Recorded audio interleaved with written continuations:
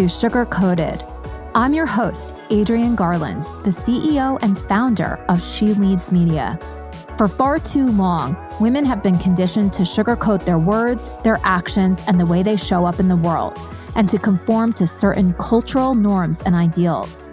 This is inherently designed to keep those who are outside of the norm from gaining power, prestige, wealth, and influence, preventing more women from being recognized and respected as the powerful leaders that we truly are. Join me each week as we dive into raw conversations with remarkable, uncompromising, and inspirational women that will encourage you to strip away your sugarcoating and move boldly in the direction of your magnificent dreams.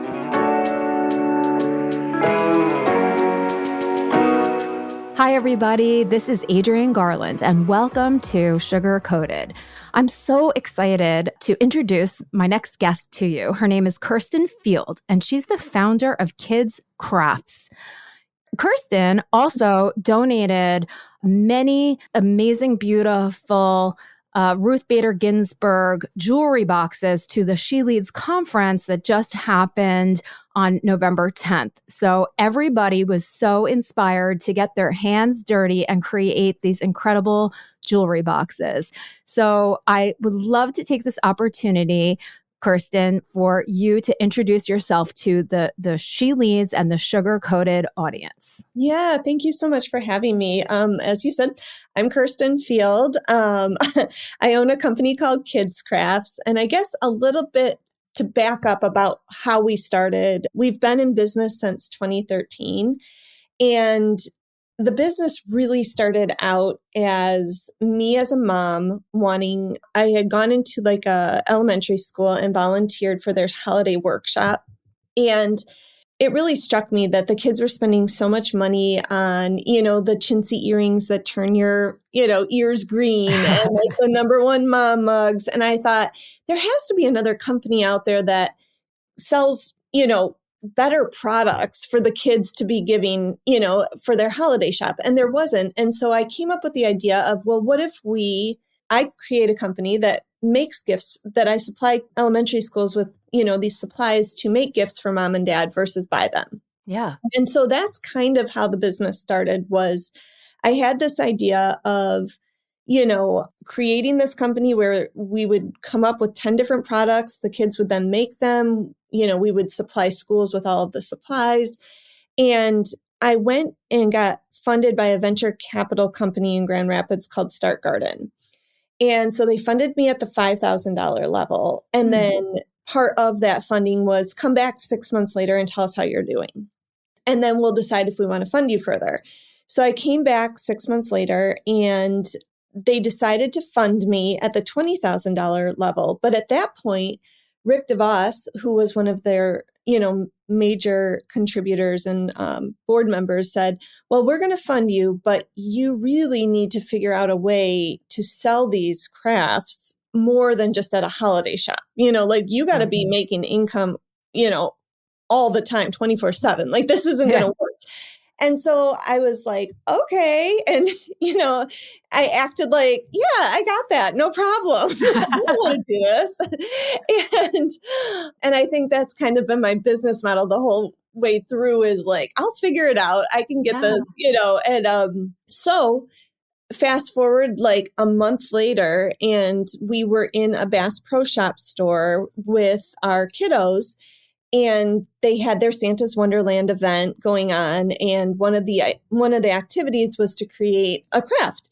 And I was looking at the craft that the kids were given to create. And I was thinking, gosh, I feel like I could pitch to them, what I can supply the materials for them to make a gift for mom and dad or a craft for the holidays. And so I did just that. I pitched to Bass Pro Shop. Wow. And she came back the next week and said, okay, yeah, give me a proposal by Friday.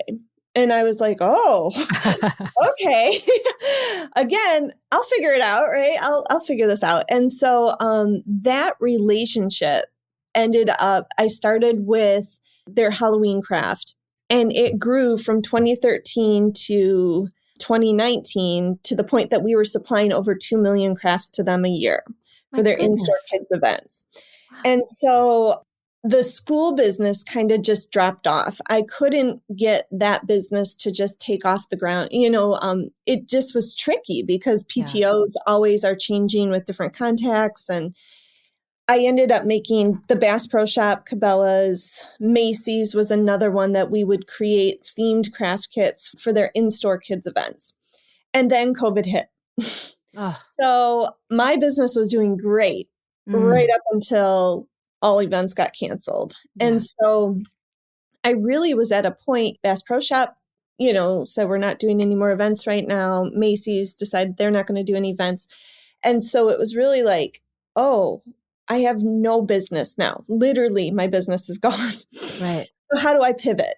So that's where this new kind of venture came out of, was the COVID pivoting and starting from scratch again. And the idea came about, basically, I knew I could create crafts, right? Like, we have a dedicated factory in China that can mass produce crafts. And so that wasn't my problem. My problem was, how am I going to differentiate myself in the marketplace? I'm a mom. I go into Target and I see everything. I see dream catcher crafts, and what's going to differentiate what's going to make a mom choose my dream catcher craft over the other dream catcher craft. And so I really was struggling with, well, what would make it different? Like, I'll include high quality materials. That's a given, but really what's going to prompt them to choose this one. And so I came up with the idea of, what if we create these crafts around women that had dreams and they were trailblazers, and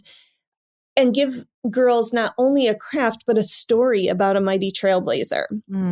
And so that's how this idea for the Lead Her collection came about, is that all of a sudden it clicked. Like, we are in such a unique time as women, right? And for our girls, that we want to teach them to use their voice, and we want to expose them to those stories of women that have really used their voice for change.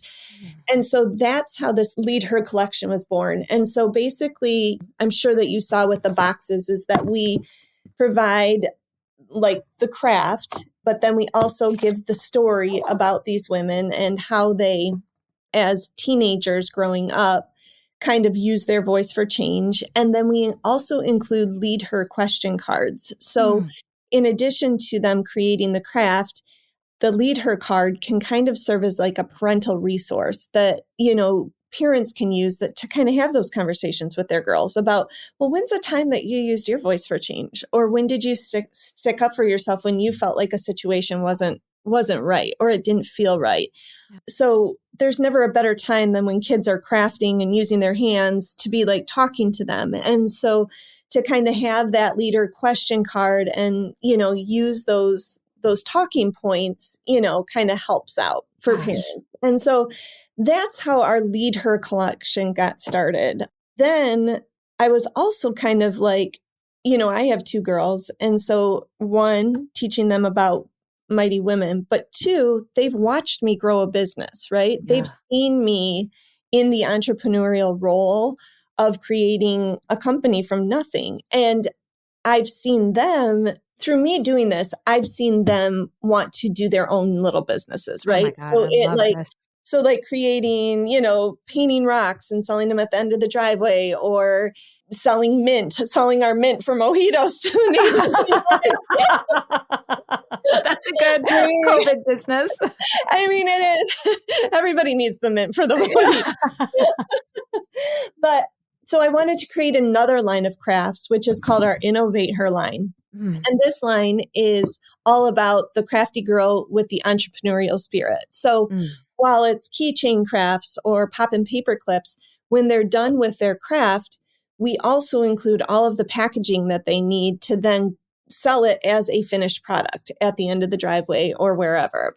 And then we include a Mighty Girl business plan to help them understand, how do you advertise your product? How do you determine your price for your product? What are the costs that go into your product? And so we just take them at a very, easy level of what is a business plan and how does that work through the steps so that they can actually start their own little business with our craft.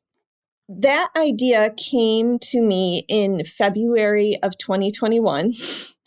And we launched in November of 2021. So Oh my it has been a whirlwind of trying to pivot the entire company. And I would say one of the hardest parts of this pivot has been I didn't have a social media presence. I didn't have a following prior to this new company. So for me, that's been a huge learning curve of Yeah. just how do I get followers? How do I get people involved in this? How do they, how do they come to know my product? And so that's been a huge learning curve for me, just because prior to this, I only worked with like the branding, marketing managers, and we would work one-on-one and develop the crafts and send them. And so this has been just a new learning curve of, how do we do Instagram posts and how do we get on social media and, and figure out Instagram ads and TikTok reels and all of that kind of stuff that I didn't do. I wasn't ever a poster, like even in my personal life, I don't post very much, and so it's been a step out of my comfort zone for figuring that portion of all of this out. Gosh. I mean, first, Kirsten, I feel like I want to cry for what you're doing because it is truly innovative. And there's not a lot of people out there that are teaching girls how to start businesses. We sort of teach boys how to do that, right? But we don't teach girls, and especially not at that young age. And I just feel like you're such a role model. And I'm sorry, I feel very emotional right now because I just think it's so beautiful. Oh, But you are giving these girls such incredible possibility. Girls are socialized to push around the baby in the carriage and play house and all of that kind of stuff. And so we think that that's natural. But if you put, like you're saying, these crafts and these incredible, open-minded ideas into the hands and the heads of these girls, you're creating something extraordinary for the future. So well, it's so amazing. It's so amazing. And I actually wasn't aware of the cards. And it's so smart to marry together the doing with the talking, because we as women are, that's how we operate. Right. And I just feel like it's hard to have those conversations. And I know as a parent, even like, it's hard to even think of the questions to ask about, like, when's a difficult, like, it's not an everyday kind of convo, right? Like, Yeah. And so I think just having the card there, even if the parent isn't initiating those questions, it's an opportunity for the girl to look at those questions, right? And say, oh, yeah, when was a time that I, was not feeling like the situation was right. And I felt like I should say something, and we do give prompts to them of like examples of like, maybe there's a time that it felt like uncomfortable when somebody was getting bullied, and how did you handle that? And, all of those different kinds of conversations. So I think our goal is, even if the parent isn't necessarily using it as a parental resource, it's prompting the child to think about it while they're crafting, right? Yeah. Because it's just kind of one of those times where you're in your zone, you're creating your craft, and you can be thinking about these kinds of things. So. Yeah. I also can see it, in a group setting with, a teacher or, at a community center or something like that, for the girls to even speak amongst themselves, which I'm sure is very powerful. You're right. We have partners. So one of the goals of this company is not only like saying we empower girls, we want more for girls, is to actually kind of stand behind that, right? And so we donate a portion of our sales to organizations working to help girls. And then another portion is donating the craft kits, like to your organization and to other ones. But exactly what you're saying is we work with an organization called Girls Positivity Club, and she's doing just that. And she is just on this mission to empower girls. And just like you're saying, in those settings where they're all creating a jewelry box or they're all creating, our rainbow kit or something like that, they have the opportunity to be having those discussions about how are you positive? How are you empowering yourself? And so exactly what you're saying, they use them in group settings as well. So it's cool. Wow. I have a million questions for you too. Like, do you have any type of like business background or entrepreneurial backgrounds? Like, how did you get from like, I have a million questions that are going through my head, but to me, it seems that you have the entrepreneurial mindset, which is an open mindset, scanning the environment for opportunities. Bass Pro Shops does not, at the surface level, seem like it would be an opportunity for girls' crafts at all. Right. Well, I should back up. They did not use girls' crafts at Bass Pro Shop. Understood. So it was anything themed. So it was fall hunting festival or but, or Christmas or Mother's Day and things like that. So we would theme our crafts around that. So Sure. But I think what's amazing about Bass Pro Shop and Cabela's is that they supported women-owned businesses, right? Wow. So I think that that's kind of the important takeaway from that relationship is just those suppliers that you wouldn't necessarily think are, all about the woman, is that they were looking to support a woman-owned business, which was cool. I love that. It warms my heart toward those companies a little bit more because you do, at the surface, if you don't know about their, business practices, it's a lot of hunting and, fishing and everything, which is primary, camo, which is primarily male, but that's just so wonderful to hear. So, backing up, but before that, how did you, you're a mom, right? And we know that this is the most difficult job in the world that never ends. How did you kind of get to that place where you said, wait a minute, there's an opportunity here. I want to do something. I'm ready to go as a business person. Yeah. So I do have a business background. My major was business. And right out of college, I worked as a consultant for, Anderson Consulting, which at the time it's now Accenture. But so I did that for probably 3 years. And then I stopped to raise our kids. And so I was a stay-at-home mom for 11 years, raising our kiddos. And then like I said, I was kind of itching to do something, but I didn't know what that push was.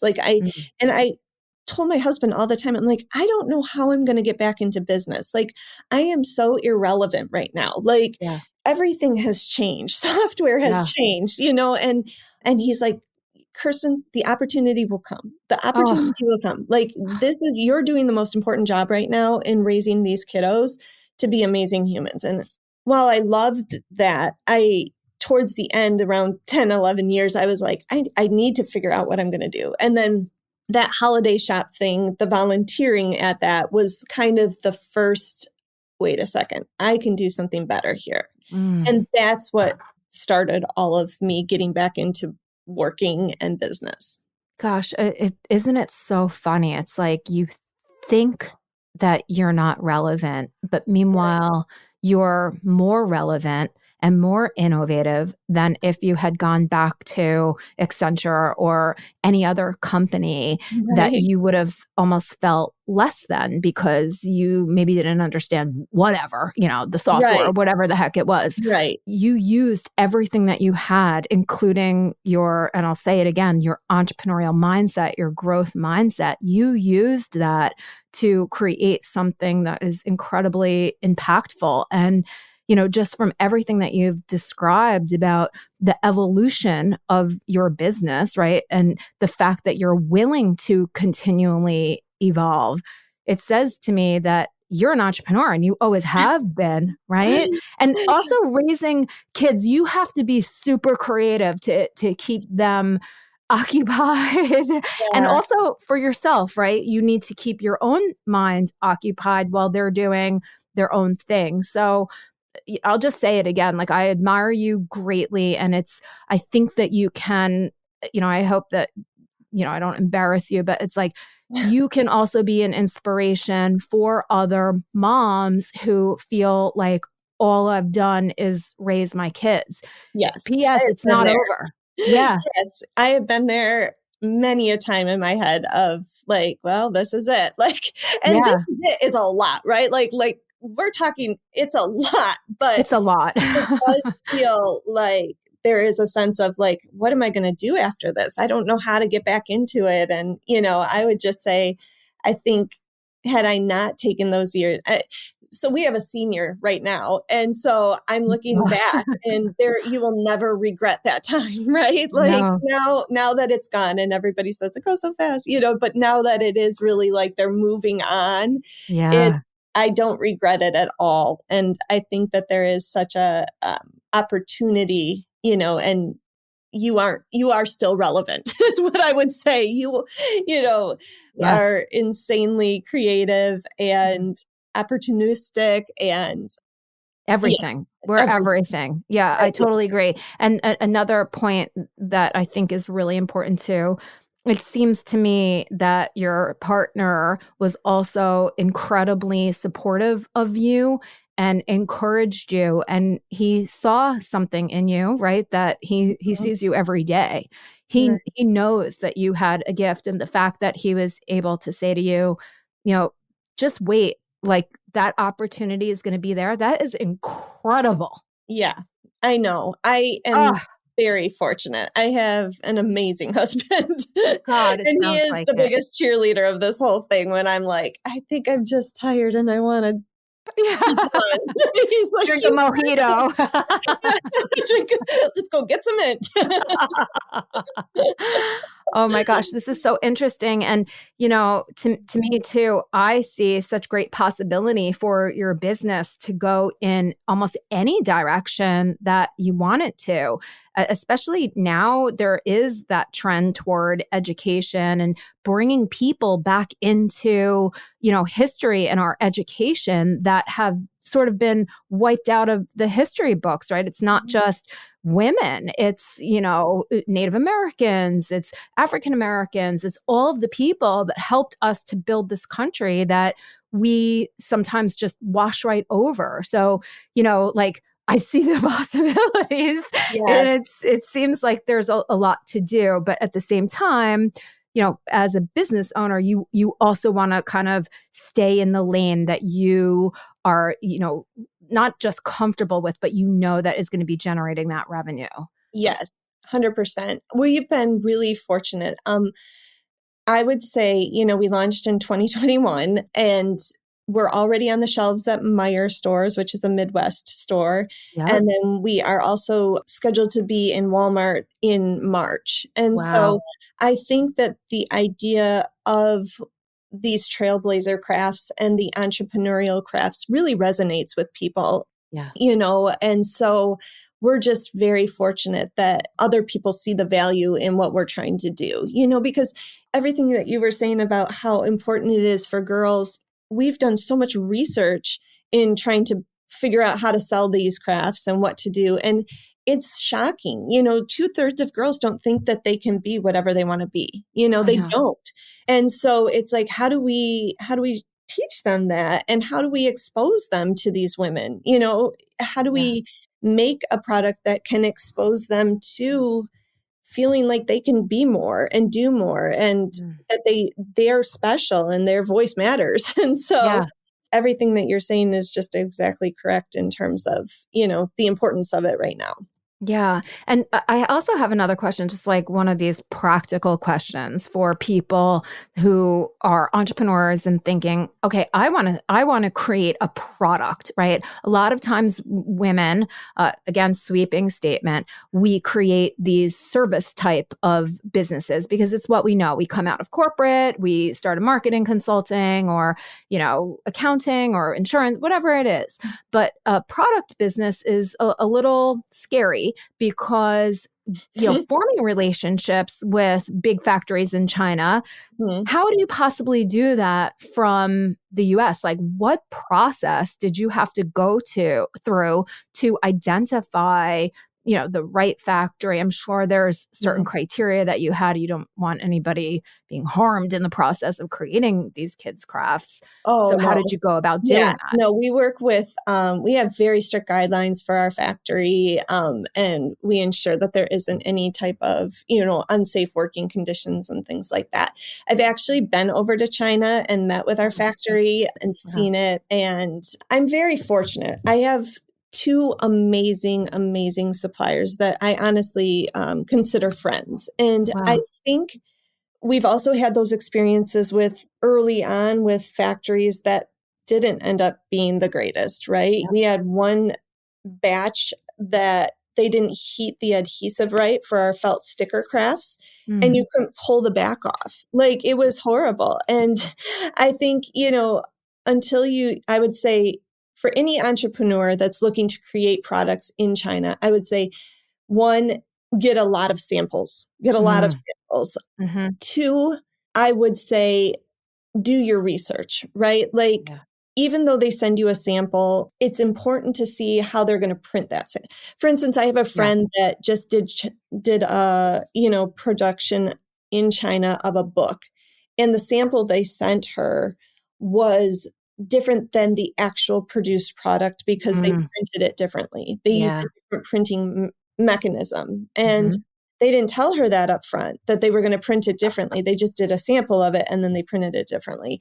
And so I would say, just do your research, like confirm that exactly what you're seeing and is the exact process that they went through to create the sample. I would just say, ask for references, ask them if they have US references that you could contact. I would say that those are big things to ask. How did you initially just even identify the different factories that could produce what you wanted to produce? So I would say, back in 2013, so I have my established relationships now. So I haven't I don't even know if the site is still, I went on Alibaba, I think it was. Yep. And I haven't been on that site in years, but that was my initial way of vetting suppliers and looking at suppliers. It's interesting. There's so many software systems out there too that help you identify where products come from suppliers in China, because every supplier in China or anything that's imported into the US, you have to have a record on file with the customs agents. And so if you want to know where, I don't know, Lululemon leggings come from, you can look up the import record of what factory produced those, And so if there is a product that you really love and you want to know where what factory created that, that's another way to kind of figure out.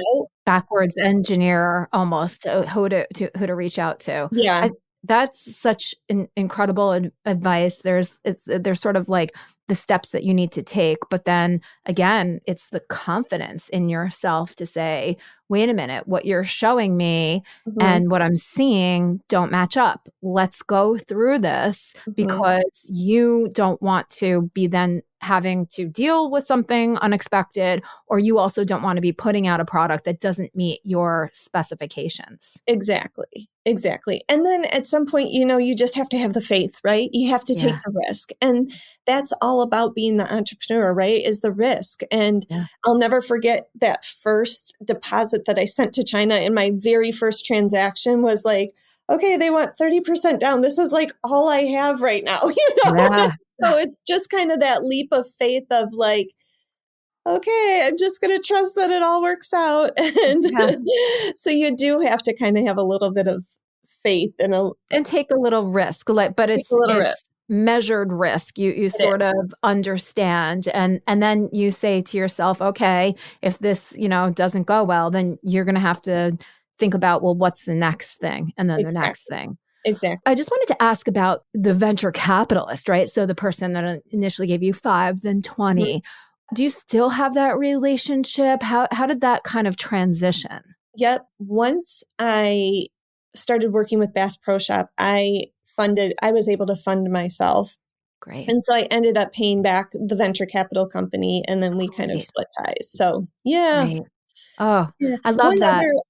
piece of advice that I was going to say to like Yeah. moms or to people that are starting out or looking to start that entrepreneurial journey is I think one of the most helpful things that I think is just part of my personality is I don't wait, like I just do. And Mm, so I would say, don't wait till it's perfect. Don't wait mm, till your logo is perfect. Don't wait till the website is perfect.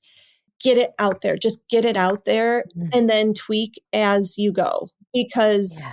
that can just kind of be debilitating sometimes with, wait, I don't have the social media post quite right.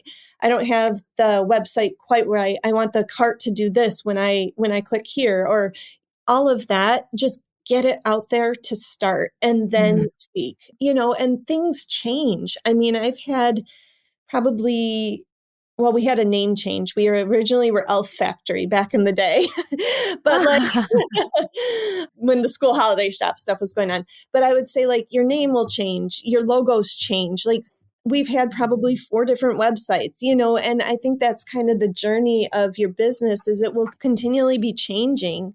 Yeah. And so don't wait to have everything perfect. Just Mm. get out there, just do it. I love that advice so much. And I do think that entrepreneurs, new entrepreneurs, women entrepreneurs, we do suffer sometimes from perfectionism. It's sort of Mhm. how we were conditioned again, which is not great. So yeah, I love this idea of, put something out there, get feedback, continue to iterate. It doesn't feel natural No. necessarily, but once you do it, you realize like this is also life, right? Like even thinking about your children, what works with them one day does not work the next Does or not the next ever. hour. What works with one child does not work with the other child. No. And also they're also constantly growing and evolving and Yeah, changing and all of that. So if you can kind of have that fundamental understanding that, business is also part of you. It is part of life. It's an evolution. And if you can approach it like that, I really do believe that you can set yourself up for success, not thinking my product has to be perfect and it always has to stay this way. I mean, right. the world has fundamentally changed. And Yeah. one other question that I had for you, obviously during COVID, you had to sort of change and evolve in your business. But are you currently or just even in the past like year, have you experienced the supply chain issues that everybody else experienced? Yes. I would Mm. say the biggest supply chain issue that I think is facing small businesses, and I've even written to Congress about this, is that the cost for shipping a container right now is astronomical. So, Oh, for instance, when I used to ship containers prior to COVID, during peak season, so that's like the most expensive time it would be to ship a 40-foot container, it would cost me about $6,500.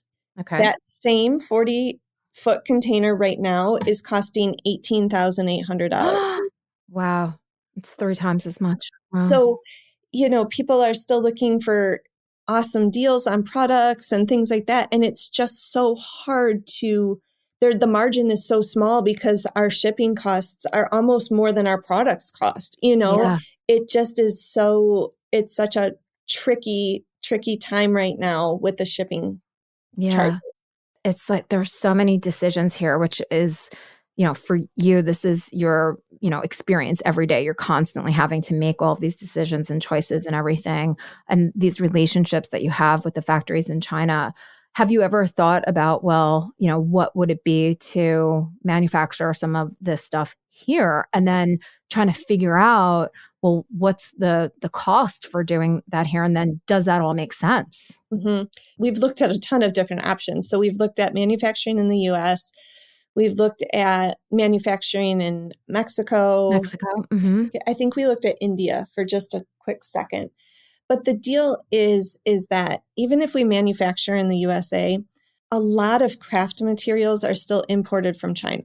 Ah, So, like if you're thinking pom-poms or you're thinking gosh. like for instance, our Speak Like Maya Craft has a hand woven seagrass mat.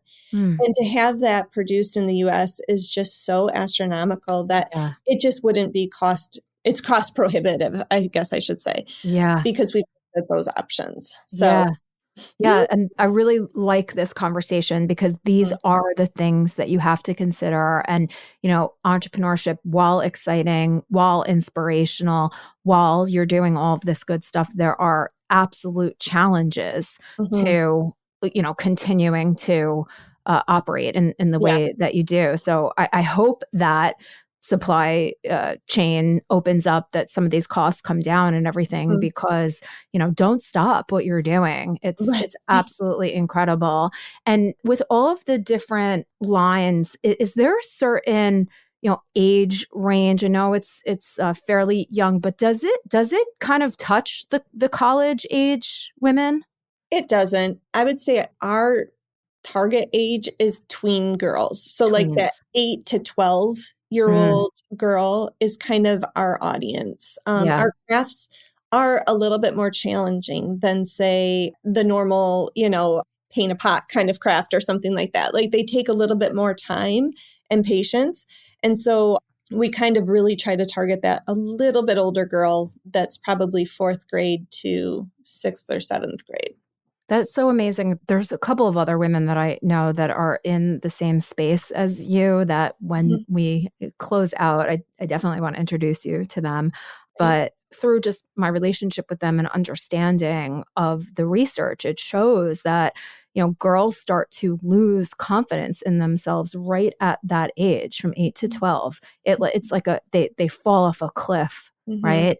And even when it comes to sports and everything like that, they just start to, uh, you know, go lean against the wall and not participate. So the fact that you are in there trying to help bring them back from that is incredible. Oh, thank you. Yeah, so good. So this has been such a beautiful, wonderful conversation. I am so Thank inspired by you. you, what you're doing, your entrepreneurialism, Oh, your tenacity, and just this focus on girls. It is something that is very near and dear to my heart. I actually have two boys. No, no little girls, two boys. But I always, instill in them that women are so powerful. And I think that when we do come together, men, women, everybody, we're much stronger for it. So, Kirsten, thank you so much. I just appreciate you so much. And I oh, appreciate the beautiful donation that you gave to She Leads. We also were able to gift some of the people that helped out at the conference, some of the AV people. They had daughters, so we provided them some kits too. So I think that, here in New York, you are definitely making your way around. oh, that makes my heart happy. Yeah. I love that. And, if you know of organizations or if your listeners have organizations that are doing things to empower girls, we'd love to hear from them and get some crafts in their hands to spread the word.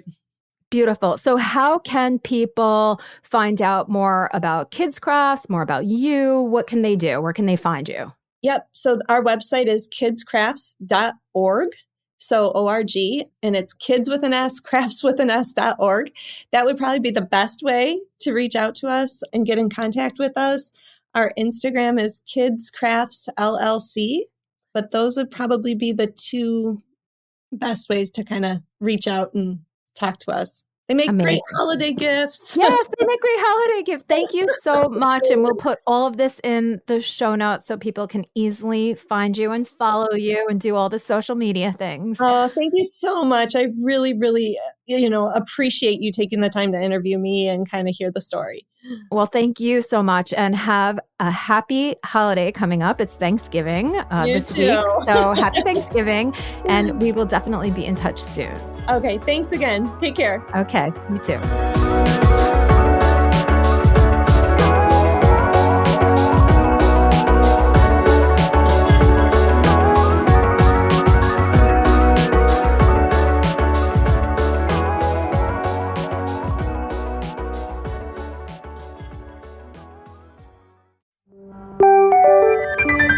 This is the She Leads Podcast Network.